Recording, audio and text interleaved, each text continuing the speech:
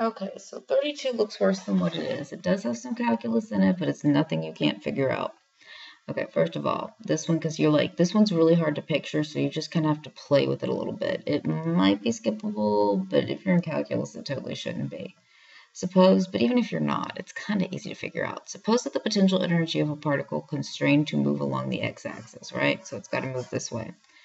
Can be described by the function potential energy as a function of time equals all that. And that's an alpha, incidentally, where k and alpha are positive constants, okay? Stable equilibrium points about which the particle oscillates are located, and don't worry about what the particle is. Maybe, who knows what it is. Probably didn't do with the spring, but who knows. Stable equilibrium points about which the particle oscillates are located at. Let me show you how to do this.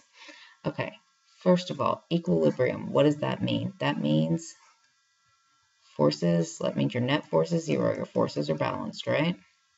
So we need to figure out a way to get a force out of this function. Now, think about if you had u as a function of x.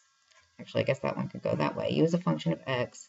What part of this graph would be your force? Well, hopefully you know it'd have like, this is a joule or Newton meters for that, and then this is meters. So, hey, guess what? If you did your slope, that would give you your force. Slope of that kind of graph is your force.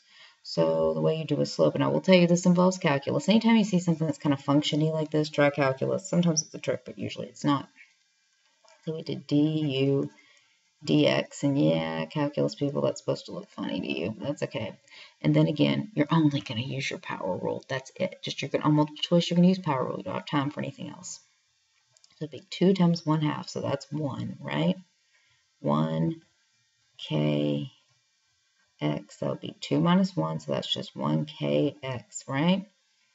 Minus, then this alpha, that's like 1 times 1, that's just alpha, right? And then 1 minus 1 is 1, so this is what your answer is. I'm actually going to delete that one because it looks stupid there. So kx minus alpha, that's it. That's what your force is equal to.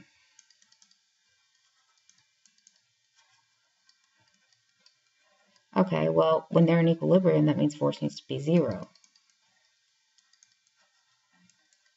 And what have they solved for? X. Okay.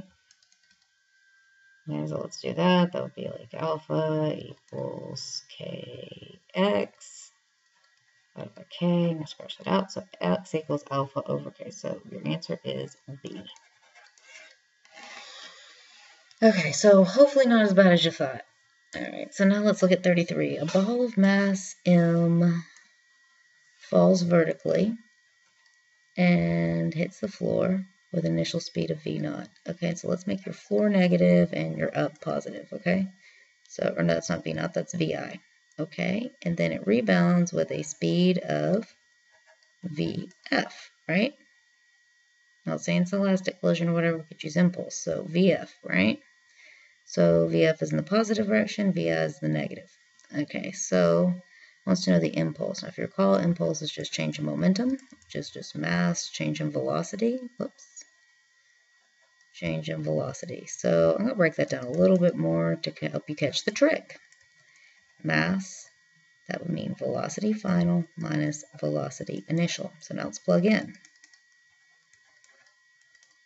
Mass, your final velocity is in the positive direction. All is well. Hopefully you see where the trick is going.